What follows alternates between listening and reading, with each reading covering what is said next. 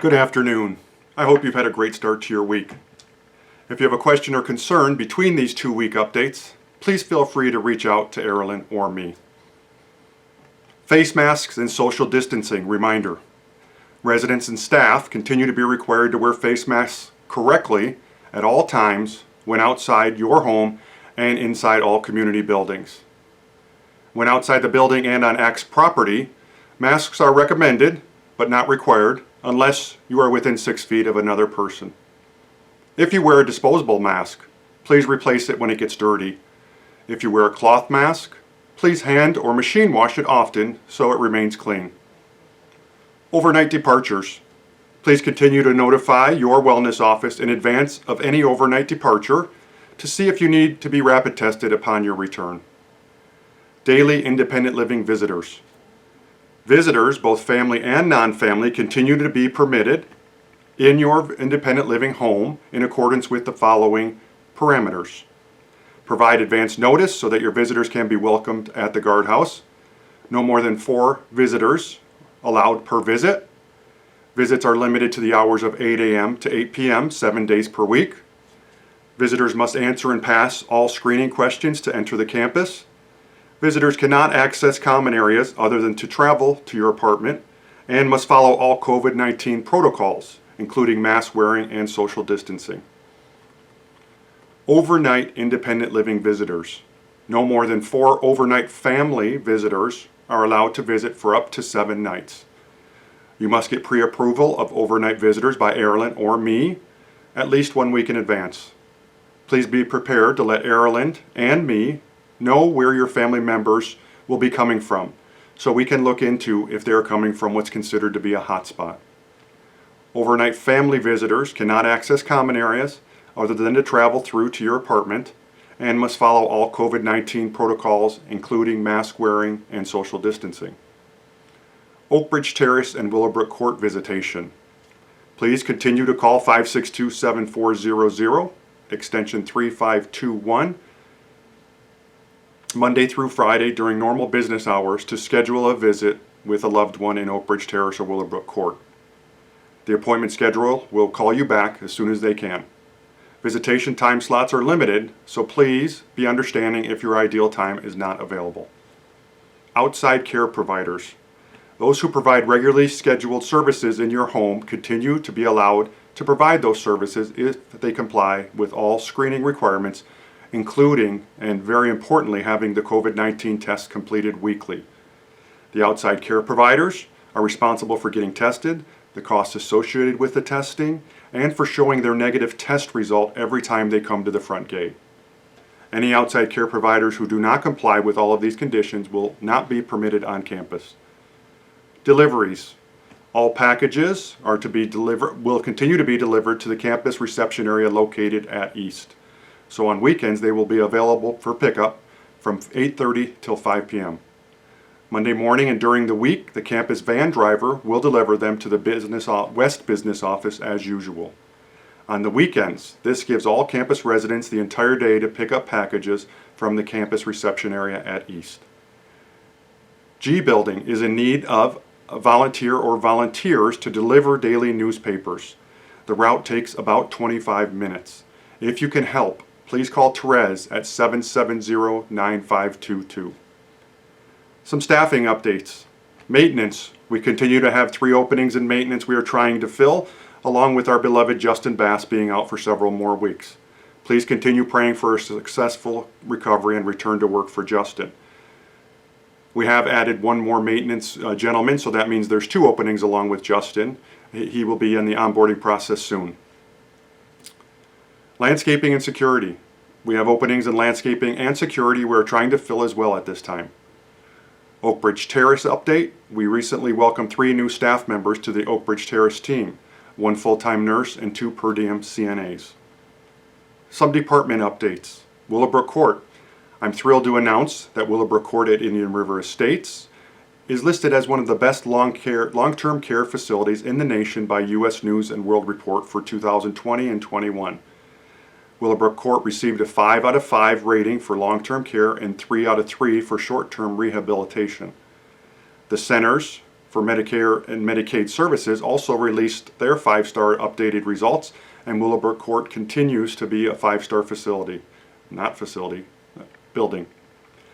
Given that wonderful news, it is not a surprise that our internal pre-survey conducted the week of October 19th had excellent outcomes.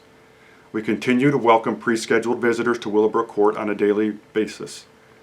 We have begun having group activities in the Willowbrook Court multipurpose room while continuing to social distance and wear masks.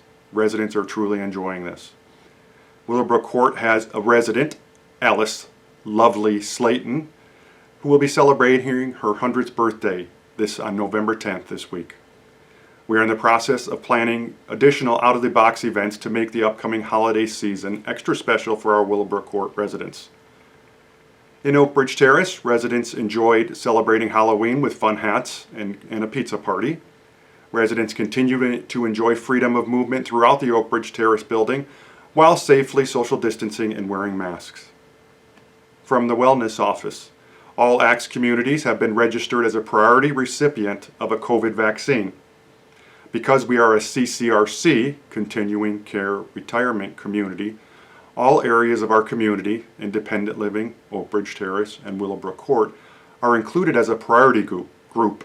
More details on this coming in the near future. Home Health. ACTS Home Health will soon be able to once again transport residents to appointments. There will be a strict infection control checklist that will be used prior to, during, and after each use of the home health aides vehicle. Masks must be worn at all times, and vehicles will be sanitized in between each trip. If you are interested, please reach out to the Home Health Department starting the week of November 16th. From Culinary, holiday pies are now available to be purchased at both East and West Bistro and Cafe. Safe Coffee 101, thank you for being more careful when picking up your coffee. I haven't noticed any stains recently.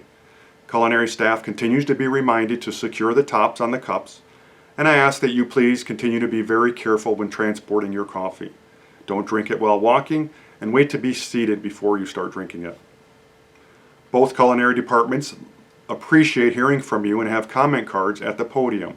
Please ask the host for one. More information about Thanksgiving dinner will be coming in the next week. Please use the email address irewreservations@axlife.org when making reservations for West, and East reservations@axlife.org for reservations at East. From Life Engagement, the upcoming ACTS Legacy Golf Classic is scheduled for Thursday, December 3rd at PGA National in Palm Beach Gardens. This event benefits the ACTS Samaritan Fund, which helps out communities in need of funds for those residents that outlive their resources through no fault of their own. Please sign up at the sign-up sheet or reach out to Wendy, Jeff, or me to get more information on this event.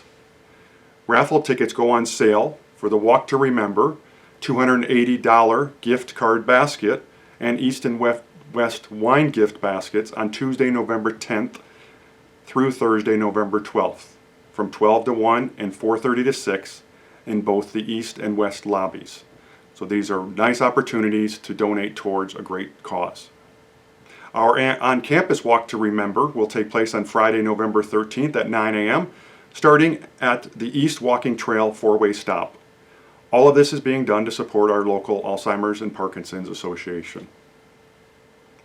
Our very own Wendy Bouchon, Life Engagement Coordinator at East, was awarded the prestigious Southeast Region President's Award last week.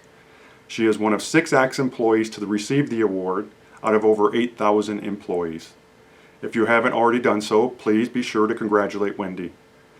Due to this week being packed with events and items already programmed for IRE TV, we will show Wendy's President's Award presentation video beginning the week of November 16th.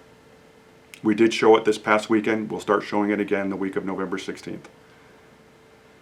From the East Chaplain, a praise and thanksgiving service will be held in the multipurpose room at East the afternoon of November 25th at 1 p.m. From the West Chaplain, Chad has been out of the office after being exposed to a positive case of COVID-19 recently.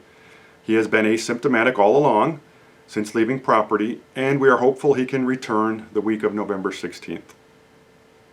From fitness, Friday, November 13th, again, the Walk to Remember, 9 a.m. It's a 1-mile course to support our local Alzheimer's Parkinson's Association. Bike sheds, the Wellness Committee and fitness staff are hoping to organize the outdoor sheds. If you have a bike without a label, you have until December 11th to see the fitness staff to get one. Any bikes without a label by that time, December 11th, will be donated. If you are not using your bike and would like to be donated, please let the fitness staff know as well. Landscaping, annual palm tree trimming is scheduled to start on Monday, November 16th. The campus mulching will take place near the end of December and into January. Security and transportation. Many of you know Lewis Spires at the front gate. As of November 9th, Lewis is moving on to a new position with a new employer. In the future, he will stay on with us as available to fill in occasional weekend or vacation shifts. We are sad to see him go and will miss him in his friendly approach and positive attitude, but we wish him all the best in his new endeavor. From Environmental Services, Kitty, our Director of Environmental Services, is back. Please welcome her if you see her around campus. We are not quite to full staff at this time in Environmental Services. We have 3 people in the hiring process and 3 open positions that are being interviewed for.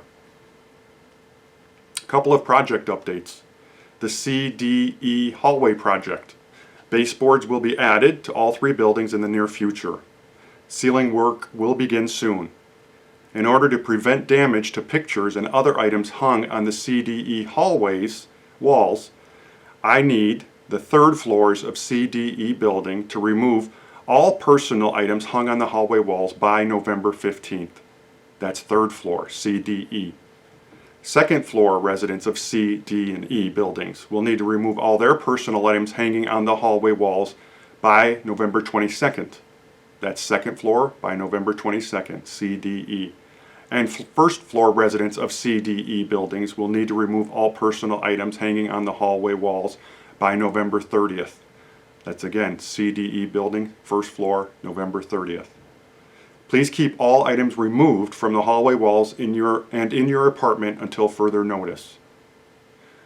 When you are given the okay to put the items back up on the walls, you will be allowed to put up 1 personal item on each side of your door for a total of 2 items, which has always been our practice. We will remain vigilant in allowing a very limited number of contractors in the hallways and common areas as this project moves forward. The OBT project. Current estimated completion time for the current phase continues to be mid to late December, and the final phase to be completed at the end of the 1st quarter to the beginning of the 2nd quarter in 2021. Some general announcements. Quarterly Resident Town Hall. The Quarterly Resident Town Hall will be shown on IRE TV on Tuesday the 10th at 8 p.m. and Wednesday the 11th through the 15th at noon. So that's Wednesday, Thursday, Friday, Saturday, Sunday at noon for both campuses. The topic is the 2021 ACTS budget for the 20 communities in the ACTS obligated group. After the town hall is shown this week, a sheet for you to submit questions related to the 2021 budget will be emailed to residents that receive emails, and the sheet will be put out for residents to pick up that don't receive emails. On an upcoming date, the week of November 30th, George Bryan, our Regional Vice President, and I, along with our Senior Vice President of Community Operations, Jonathan Grant, and Chief Financial Officer, Rick Winter or his designee, will record an Ask the Director meeting. At this Ask the Director meeting, we will answer the questions that were submitted pertaining to the 2021 budget, and then I will give a community update. From the West Residents Association, keeping in mind that we are still in the middle of a pandemic and we represent the most at-risk group, the West Residents Association continues to operate fairly efficiently nonetheless. Even though meetings are kept to a minimum, with committees meeting on an as-needed basis, there is good coordination with the appropriate ACTS staff members to make sure needs are attended to and activities are carried out. As always, if you have any questions, please contact Jeff Merrick, the West Association President, or any board member. Storage cages. If you are storing items outside your cage or closer to 18 inches from the ceiling, please correct both instances unless approved by Airlin or me. Storage rooms will be visited starting the week of December 7th to note compliance with these two requirements. Then additional action will be taken. Walking on the road. Please walk on the sidewalk whenever possible and stay on the edge of the road when it is necessary to walk on the road. There have been recent reports of residents walking in the middle of the road, which is obviously very dangerous. Feeding animals. Please do not feed wild animals on our property. They can become accustomed to being fed and lose their natural instincts. Mosquitoes. A recent article in our local newspaper reported St. Lucie County having had 4 chickens test positive for the West Nile virus. This indicates an increase in mosquito-borne activity, which we all need to be aware of. Indian River County has seen no cases as of this reporting, per the health department. A fact that I did not know is mosquitoes are the deadliest animal in the world, killing more people than any other, according to the Centers for Disease Control and Prevention. A couple of preventative measures you can take are to cover your skin with clothing or repellent and to drain standing water to stop mosquitoes from multiplying. Recycling. No food items of any sort can go into the recycle bins. Continues to be an occasional report that food has been found inside brown bags placed in the recycle bins. Continued infractions can lead to us being flagged by the county and requires additional work by residents who do take them out. Please call housekeeping to discard any cardboard boxes that are too difficult to break down. Otherwise, break down those cardboard boxes and stand them up in the recycle room because they do fill up the bins. Scam. A bi-weekly tax letter a resident received this week from Kiplinger's has a caution for individuals who might be lured into giving donations to bogus charities with names similar to well-known charitable institutions. Last week, our resident received a large envelope that contained a colorful t-shirt and a donation from a charity with the name Making Wishes for Children. This, of course, was a play on the Make-A-Wish charity, which has high ratings from the charity ratings organization CharityNavigator.org. When she checked Making Wishes for Children on that website, she was not surprised that it was not listed on the CharityNavigator.org site. Mailboxes seem to be overflowing right now with requests for donations from all sorts of organizations.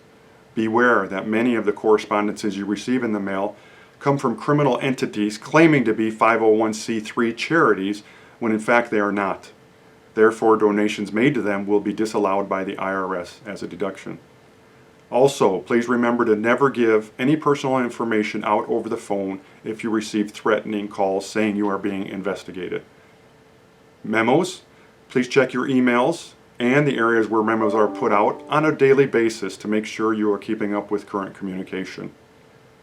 In closing, I will continue recording these updates, so be on the lookout in your IRE TV guide for days and times they will be shown moving forward. I hope you all have a blessed and wonderful rest of your week, and please be safe at all times.